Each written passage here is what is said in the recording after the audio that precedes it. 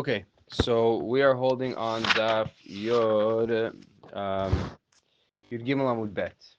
So we're holding on Daf Yud Gimel Amud Bet. Let's just go back to the Yud Gimel Amud Aleph last few lines, very very bottom of the Amud, the Mishnah. So let's just be very clear. We have a long Amud to do today. Um, so let's go. So in the middle of the Mishnah, the last line of Daf Yud Gimel, it says Bet Shammai matirin hatzarot la'achim. Ubeit Hillel Osrim. The whole concept of Tzarat Erva, when Reuven has two wives, one of them is an Erva to Shimon, we said that there's no Yibum for anybody. That was only according to Beit Hillel. But Beit Shammai matirin hatzarot la'achim. Beit Shammai allows Yibum to be done to the other wife that's not an Erva. So the whole first Mishnah that we learned is all according to Beit Hillel. But Beit Shammai allows the tzarot to do Yibum. Chalitzu, Beit Shammai poslin. If chalitza is done to the co-wife of an erva, Beit Shammai is posel her. Okay, tov. Okay, so Beit Shammai is posel the tzarot to the brothers. I'm sorry. If chalitza is done according to Beit Shammai, they actually require chalitza, and poslin Beit Shammai will say that they're pasul kehuna. Poslin mina kehuna. Ubeit Hillel machshirin. Beit Hillel, here I have this. Beit Hillel machshirin. Beit Hillel says that you did chalitza to somebody who doesn't need chalitza. So she's not pasul kehuna. But again, a grusha is pasul to kehuna midoraita. Or yud gimel amud bet on top. Someone who gets a divorce woman who gets a get, she's pasul kehuna midoraita.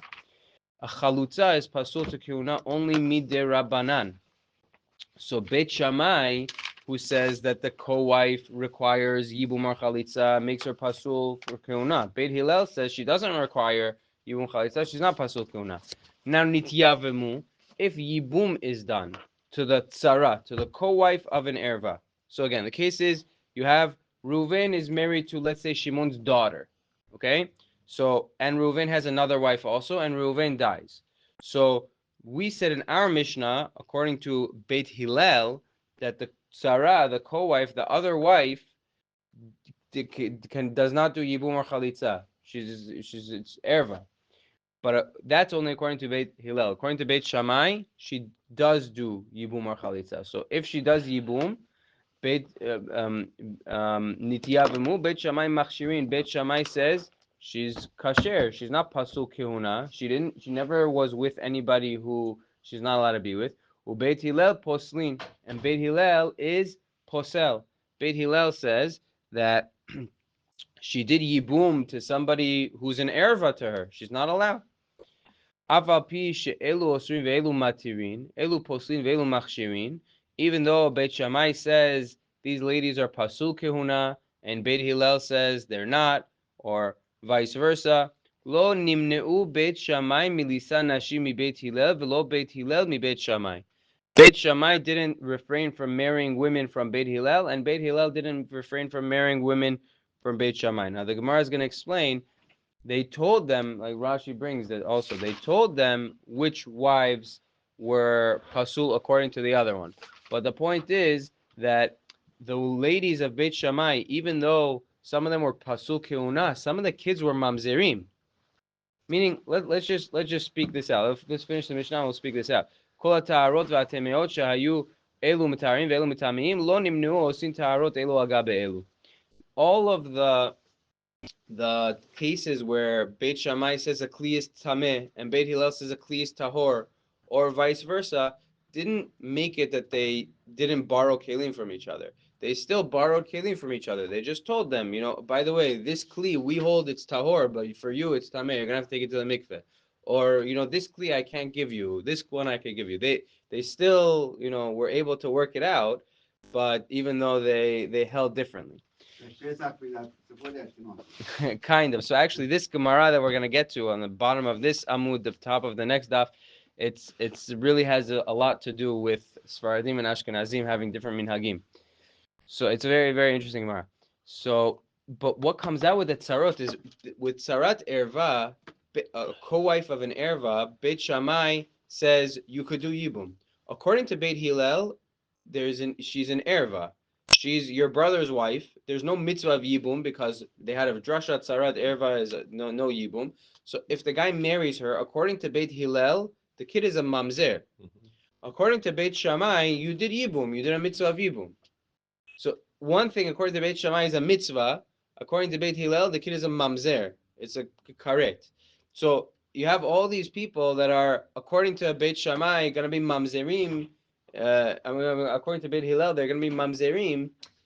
But still, they married each other. They didn't say like, oh, they have some mamzerim. We're staying away from them. No, they married them and they notified them. They said, listen, this one comes from Yibum. According to you, it's not a good yichus. You can't marry her. But the point is, they didn't let that get in the way of the relationship. Okay, so on the first part of the Mishnah, says the Gemara, Amar Rabbi Shimon ben Pazi, Mai ta'amad de Beit Shammai. What's the reason of Beit Shammai? So Beit Shammai threw a massive curveball, right? Once again, and they said Tzarat Erva, the co-wife of an Erva, is not you can do Yibum to her, which is against everything that we said in the first Mishnah, because our first Mishnah was Beit Hillel. So the Gemara says, "My ta'amad Beit Shammai." What's the reasoning of Beit Shammai? Why do they allow Yibum to the co-wife of an erva? Dichtiv, it says, "Lo tiyeh eshet hamet hachutza leish zar." So there's two ways to understand this pasuk. One, the simple understanding is Lo tiyeh eshet hamet. It's talking about Yibum. So the wife of the guy that died, she shouldn't go out to Ishazar. She can't go out and marry somebody else outside of the brothers of the family. That's the simple understanding of the pasuk. But also you can make a drasha and learn it like this: Lo tiye esh damet hachutza, the outer wife, the outside wife of the deceased cannot go out to somebody else. So chutza michlal diika penimit. It sounds like there's two wives. There's an outer wife and an inner wife. A wife that's like outside the family and a wife that's inside the family. V'amara, meaning one wife that's an erva and one wife that's not an erva. V'amara chamana lo tiyeh. And the Torah says she can't marry anyone else. She still has to do yibum and chalitza. So this is where Beit Shammai is coming from. They see in this drasha that have to do that even her she has to do yibum and chalitza. Okay. Ubeit Hillel. What about Beit Hillel? Mibai lehu leke de Rav Yehuda amar Rav. Beit Hillel requires this pasuk to teach me a different halacha. Damar Rav Yehuda amar Rav, minayin she'en kiddushin tofsin biyevama. So just background information. Kiddushin, if somebody is mekadesh their sister, it doesn't work. They did nothing. If somebody is mekadesh someone who's not karet, kiddushin usually works. If a kohen does kiddushin to a divorced woman, she's mikudeshet. She's an eshet ish. She requires a get. The kiddushin works. Now there's an isur of that relationship, but the kiddushin works because it's not karet. A yevama marrying somebody outside of the brothers without doing chalitza, that's not karet. So kiddushin should work, but there's a chidush that if somebody else is mikadesh her, it doesn't work. Where do we see that? Shneimar, from this pasuk, lo tiye eshet hamet hachutza leish zar. Lo tiye bahavaya lezar. It says lo tiye, she can't be with another man. It means there's no havaya, which is another. It's a hint to kiddushin. She can't be mikudesha. The kiddushin won't work to a man outside of the family. That means if somebody has a two wife and the brother comes and give the chalisa to one of them, and they go get married to the other one. No, that's a different thing. We're gonna cover that. No. This is talking about a woman who marries, who needs to do yibum or chalitza, and someone else, someone not from the family, some random guy comes and gives her kiddushin. It doesn't work. No, I just want to. That's a different thing. We'll get to it. We'll get to it. That's a different thing. That we covered. We actually kind of covered that already. That machlokes Reish Lakish and Rabbi Yochanan, but it might come up again. Okay, Beit Shammai miktiv lachutz chutz aktiv. Beit Shammai responds and says, 1 second. It doesn't say lachutz. It says hachutza, which sounds more like the outer wife, which sounds more like my drasha. Ubeit Hillel, what about Beit Hillel? What do they respond to that? They says no. Hachutza and lachutz is the same thing. Kivan dichtiv chutza, keman dichtiv lachutz dami. It's the same thing as if it would have written lachutz. How do we know this? We have a rule. Rashi brings this in Chumash, couple places, Detanya. Reb Nechemia Omer, Kol teva shetzricha lamed betchilata, hitil laha katuv he besofa. Any pasuk that has a lamed in the beginning, it can be exchanged with a he at the end. Meaning lamed means to this place. So if you put a hey at the end, it's the same thing. V'tana the baby Ishmael kegon elim elima. It says instead of saying le elim to elim, it says elima. Machanaim machanaima means two machanaim. Just instead of having a lamed in front of it, Mitzrayim, Mitzrayima, Divlataim, Divlataima, Yerushalayima, Midbara. All of those cases puts a hey at the end. So hachutza also, it's the same thing as lachutz. Instead of a lamed in the beginning, that's interchanged with a hey at the end. Ubeit Shammai, the Rav Yehuda Amarav Mina Lahu. So fine. We said Beit Hillel learns this pasuk Lo Tiehesh Achutza Leish Zar means that somebody else, if they try to do kiddushin on her, it doesn't work. So where does Beit Shammai learn that from? Beit Hillel learns it from this pasuk. Where does Beit Shammai learn it from? So Mileish Zar Nafka. They learn from Lo Tieh and Leish Zar. They don't need the word Hachutza to teach me that Kiddushin won't work for her. Therefore, they use the word Hachutza to teach me the outer wife still has to do Yibum. So the Gemara says, well, why can't Beit Hillel do the same thing? Ubeit Hillel Nami, Tepuk le Mili Ishzar. Why don't they learn that halacha that Kiddushin doesn't work on a Yevama from the words Le'ishzar, that an outside man cannot have Kiddushin on her? And then they could use the word hachutza to teach me the same thing that Beit Shammai said, that the outside wife, the one who's the co-wife to an erva, does not requires yibum or chalitza. So the Gemara says, really, you're right. In Achanami, you're right. Beit Shammai, Beit Hillel also learns from those words le'ish zar. So if that's the case, so chutza lamali, what do they learn from the word hachutza? So lerabot ha'arusa, they're coming to include an arusa, somebody who is just mi'ureset. So we've been speaking about kiddushin, we've been speaking about yibum in the context of nisuin. Somebody is fully married. He did kiddushin and they had bia together. They were fully 100% married. They did chuppah, and then the guy died. So good. Then there's yibum. What if he just did kiddushin and he died? He didn't do nisuin. There was no chuppah. They didn't. It was before the chuppah. They didn't do nisuin yet, just kiddushin. Is there yibum or not? So Beit Hillel uses this word hachutza to teach me that the outer wife, meaning there's an inner wife, the wife that you did full kiddushin to, and then there's eshet hamed hachutza, the outside one that you did kiddushin but not a full nisuin. So Beit Hillel, we're flipping now. We're saying Beit Hillel uses the word hachutza to teach me that even somebody who is an arusa, the idach, and if she leaves, we have to give a get. Yeah? If it's a get, that is married. no get. The man did kiddushin to the lady, and then he died. Okay. So does she have to do yibum or not? He didn't do full nisuin yet. There is a case like this before. In the Gemara, Can we bring this up? I Where the Kiddushin, I don't think so. I could be wrong. I think this is the Probably first has, instance. but- It could be it came up somewhere there. Chagav. Okay, ve'idach. What about Beit Shammai? Where do they learn this halacha from? Mechutza hachutza. They make two drashas. It says chutza hachutza. They make a second drasha, so they learn it from there. Ve'idach chutza hachutza lo mashmaluhu. And Beit Hillel doesn't hold up chutza hachutza. So at the end of the day, we're coming out from the word lotia eshet amed hachutza. Beit Shammai learns two things. Beit Shammai learns the outside wife, meaning the co-wife to the erva also requires yibum and chalitza, and they also learn an arusa, somebody who only got kiddushin, also requires yibum and chalitza. And then Beit Hillel, they only learn one thing. They don't learn two things from that drasha. They learn only the arusa they don't learn the co-wife of an erva. Okay, that's one understanding of where Beit Shammai is coming from. That's the drasha. Rava says a different reason for Beit Shammai to allow the co-wives to do yibum. Ta'amayu de Beit Shammai dein isur chalal isur.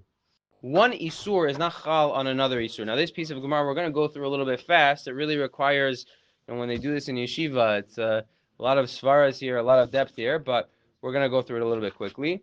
Dein isur chalal isur. So he holds ein isur chalal isur, meaning, let's just take a case of two brothers marrying two sisters, right? So if one of them dies, we said there's no yibum and chalitza, but Beit Shammai says you could do yibum and chalitza to the co-wife. Okay, so two brothers marrying two sisters. So if the first brother number one married sister number one, so now let's just give them names, Reuven and Shimon. So Reuven and Shimon marry Rachel and Leah. So Reuven marries Rachel.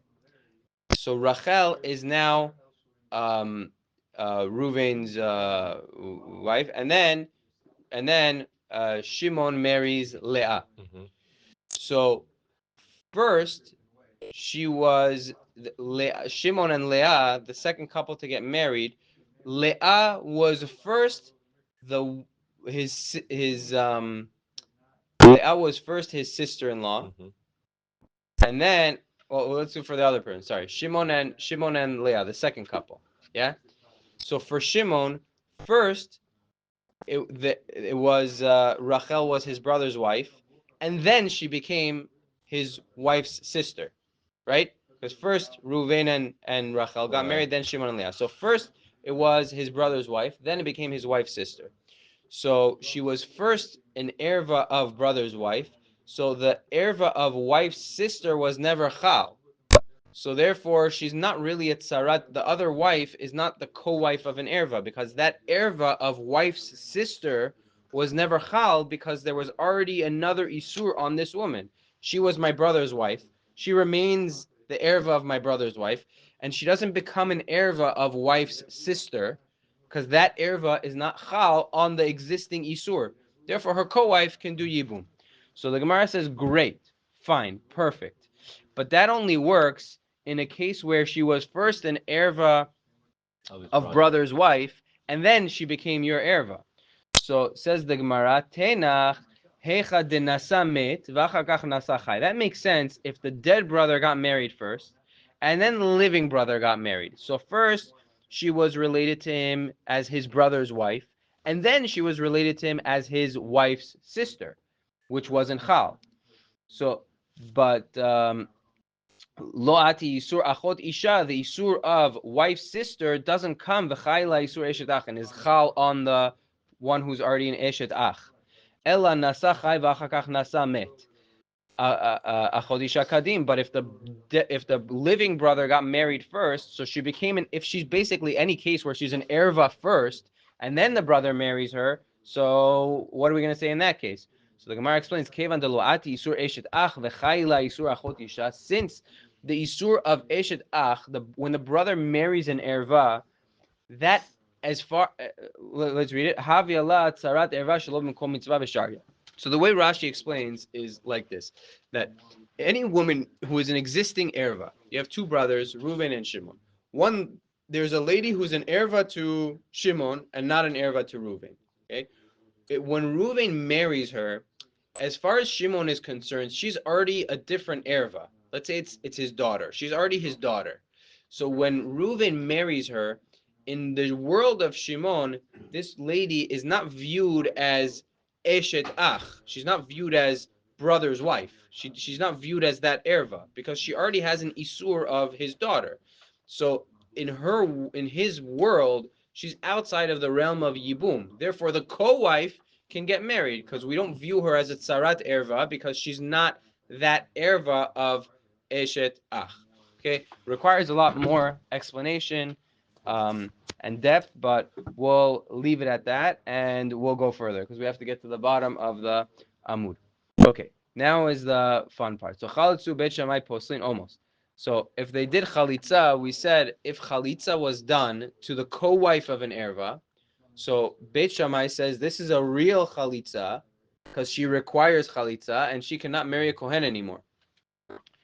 So Beit Shammai poslim, the Gemara says pshita. That's obvious. Beit Shammai holds they require chalitza. So if they get chalitza, they can't marry a kohen. What are you teaching me? That's obvious.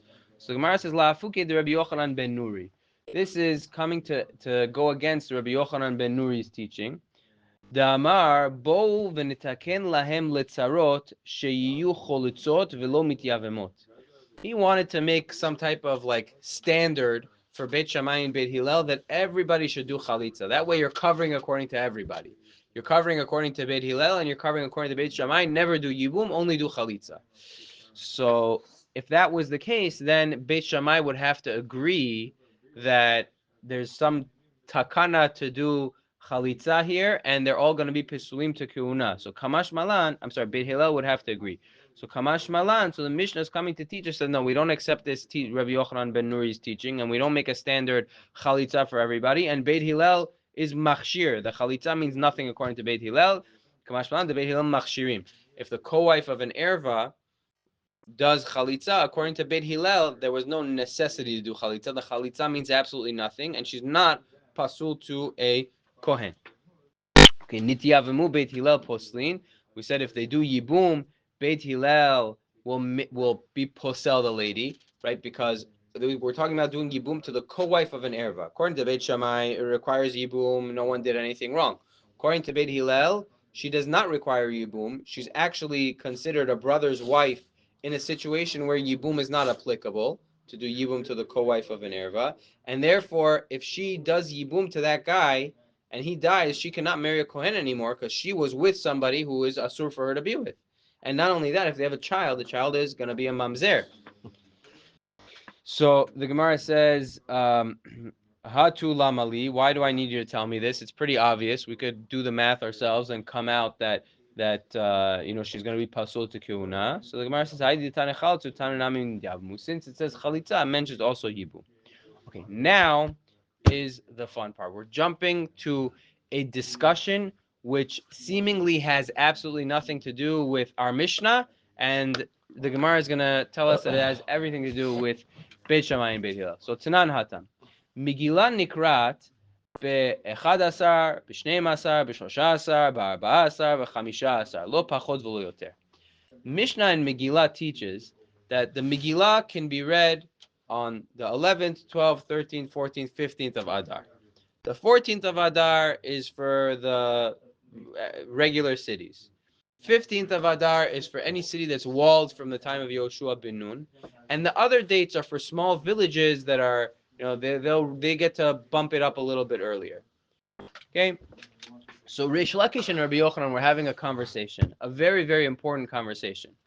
So Amar le Rish Lakish, Rabbi Yochanan. Rish Lakish said to Rabbi Yochanan, I don't understand. Ikri kan lo titgodedu. Lo ta'asu agudot agudot. Rish Lakish said, why don't we apply the principle here of lo titgodedu? What's lo titgodedu? So lo titgodedu is a pasuk. Pasuk really is teaching me that the way that Bnei Yisrael mourns for a dead person is lo titgodedu. You can't like scratch yourself. You can't cause inflictions on yourself while mourning. But it also teaches me lo ta'asu agudot agudot. You can't make little different pockets with different minhagim of people doing different things. There has to be something a little bit standard. Rashi explains the reason is you don't want somebody to come and look and it looks like people are doing two different Torahs, right? It's like this is very nogea, by Ashkenazim. Some people wear tefillin on Chol HaMoed, some people don't. Do you put a mechitza? Do you not? Can you daven in the shul? Half the people are wearing tefillin, half the people are not. Somebody walks in, they're like, oh, they're serving God in this way, they're serving God in that way. Or during a time in tefillah where you're davening by Ashkenazim, they all stand for Kaddish. Can you stand? Do you have to stand for Kaddish or not? These are all questions that have to do with the Gemara that we're going to learn, B'ezras Hashem.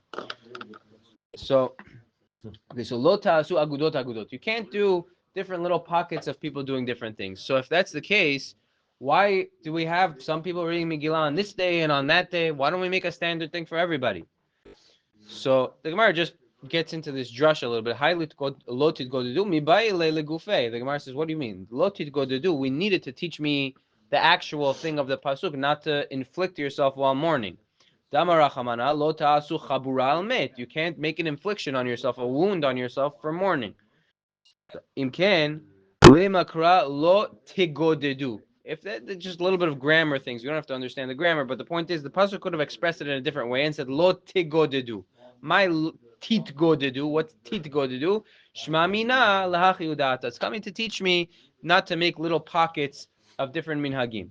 So the Gemara says ve'ema kule lahachi udata. So why don't we say that that's what the whole pasuk is? It's not talking about making an infliction. It's talking about making pockets.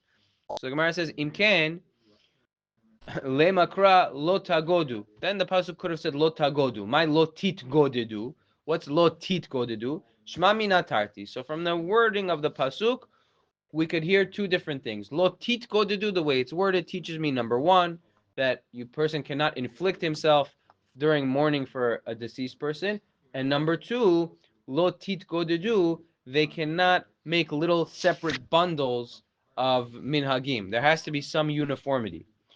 So Amarle, so this was Rish Lakish's question. How come they read the Megillah on different days? Don't we have the principle of lotit kodedu? You can't just do different, everyone had doing their own thing. There has to be some uniformity. So Amarle, ad kan lo shanita. So Rabbi Yochanan said, well, you're asking me this question here, Megillah. You didn't learn anything before this? You could ask this question all over the place. So, Pesachim, much earlier Masechet. Makom shenahagu la'asot melacha ba'arvei Pesachim ad chatzot, osin. Makom shenahagu shelo la'asot, ein osin. It says, the Mishnah says, in a place where they have a minhag not to do melacha erev Pesach, they don't do it. In a place where they have a minhag to do it, they do it. So you see, it's not a problem to have a minhag to do something, and in another place you have a minhag not to do it, and you're a guy walking into this place, you don't. Why are you waiting until Megillah? So Amarle Amina Lecha'ana Isura. So Rish Lakish said to Rabbi Yochanan, 1 second. I'm telling you something that's Isur. Damar Rav Shimon bar Abba, Amar Rabbi Yochanan, Lekayim Dimei Purim Bizmanehem. That Zmanim Harbe Tiknu Lahem. Chachamim. That there are different times that Chachamim establish, and if some guy who's supposed to be keeping Yudalid, he reads Purim, he reads the Megillah. If in Baltimore we read the Megillah on Shushan Purim, we're not Yotze. And if somebody in Yerushalayim reads the Megillah a day before, on when it's Purim for us, he's not Yotze. So this isn't, he's not being Yotze the mitzvah. We're dealing with Isurim here. We're not just dealing with like, oh, a minhag, either way you do is fine. Mikar Adin, like by Pesachim, when a person does Malach on Erev Pesach, Mikar Adin, it's all fine.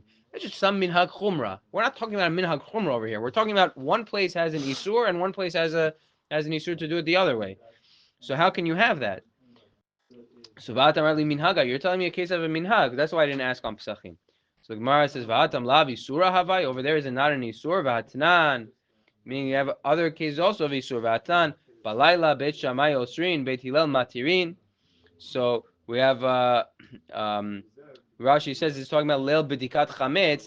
Bet Shammai says asur to do melacha midina. Bet Hillel says mutar to do melacha midina. So over there it's not a minhag. It's machloga bet Shammai and bet Hillel.